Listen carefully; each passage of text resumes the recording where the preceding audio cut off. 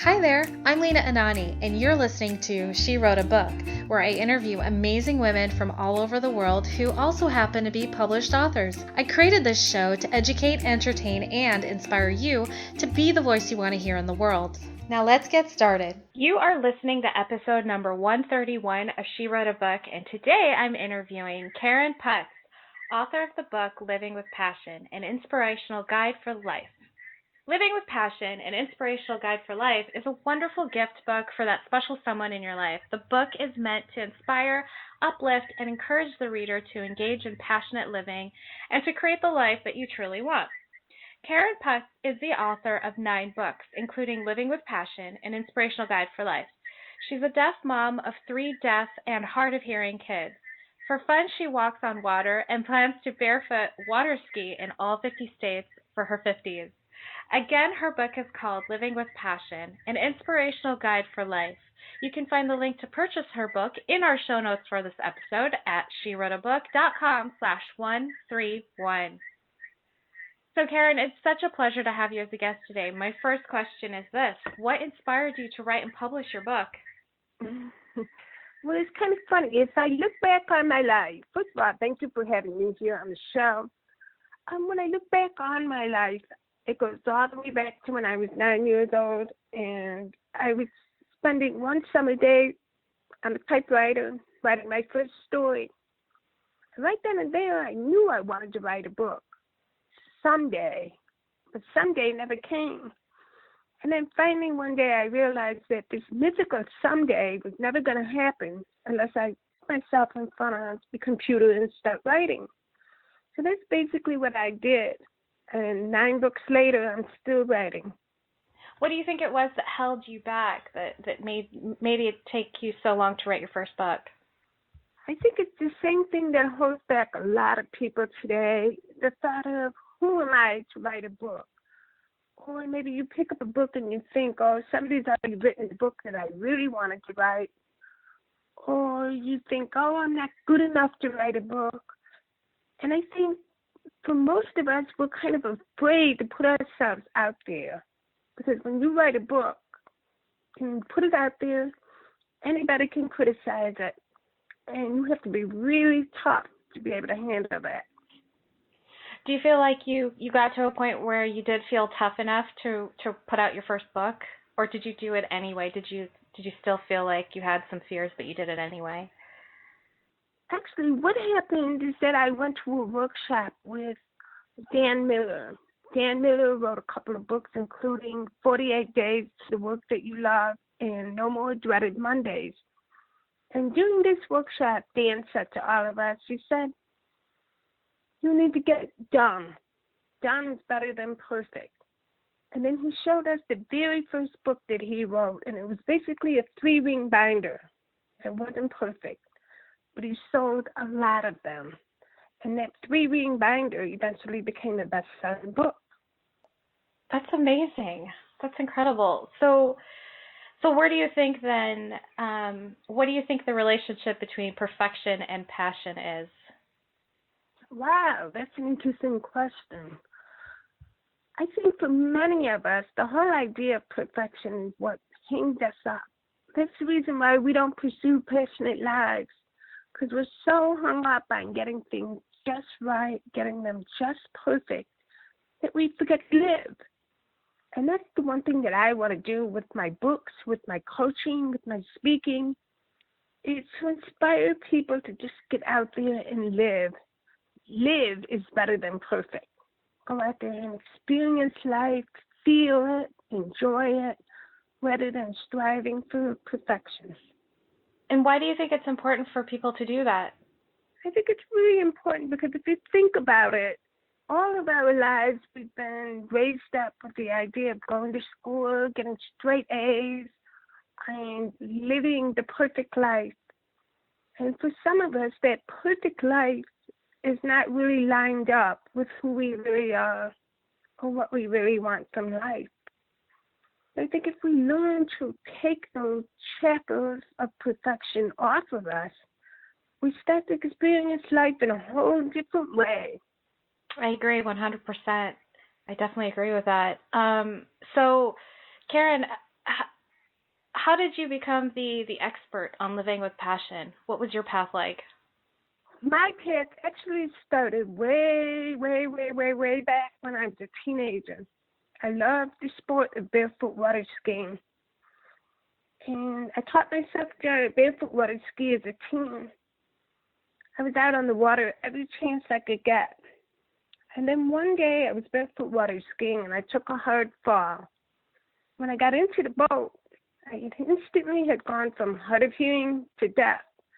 I could no longer hear anything without hearing aids from that point on.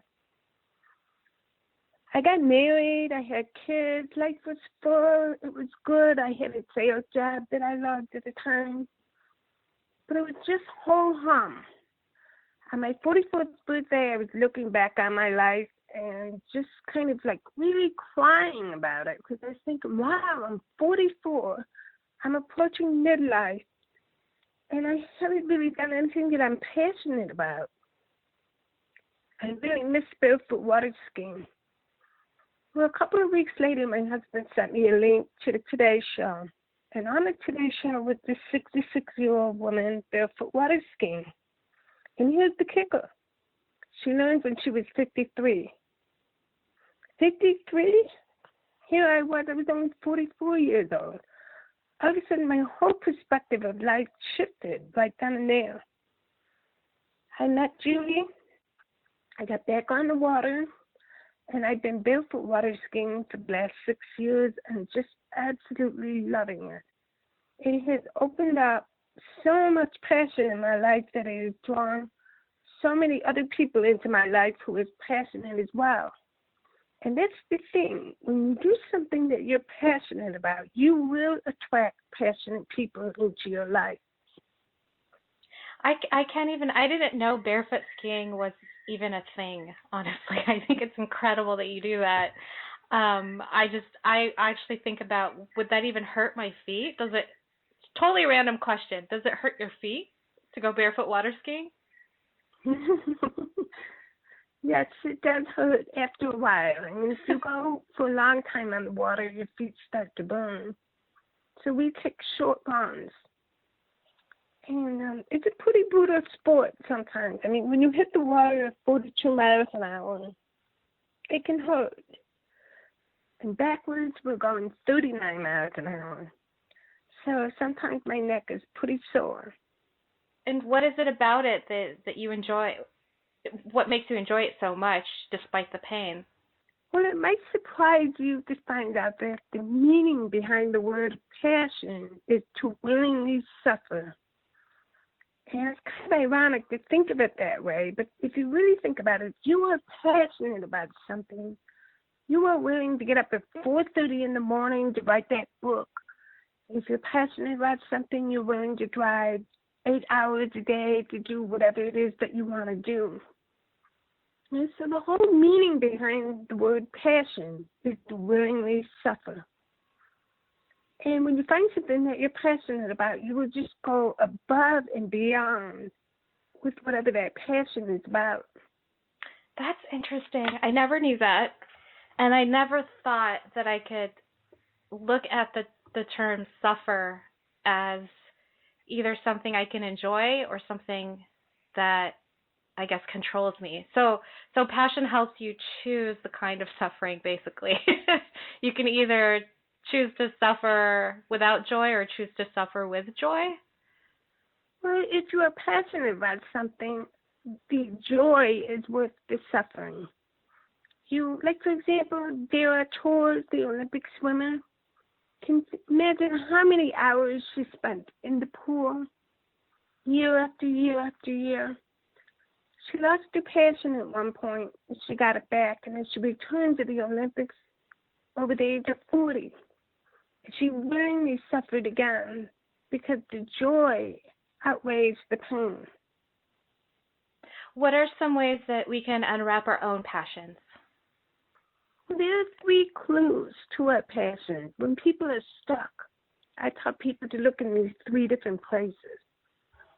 And one of the places is to look back in your past.